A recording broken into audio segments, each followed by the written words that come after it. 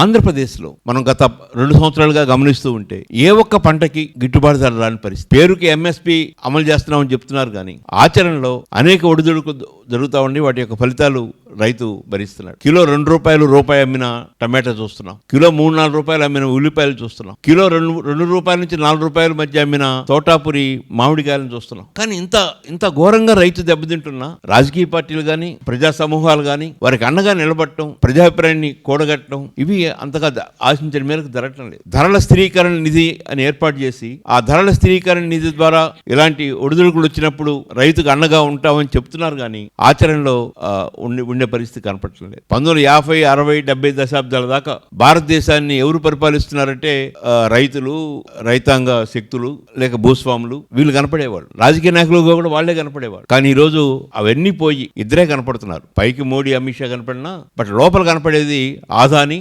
అంబానీ. వాళ్ళిద్దరి యొక్క దయాదాక్షిణ్యాలపై, వారిద్దరి యొక్క ఆర్థిక బలంపై ఆధారపడి ఈరోజు మోడీ, అమిత్ షాలు ముందుకెళ్తా ఉన్నారు.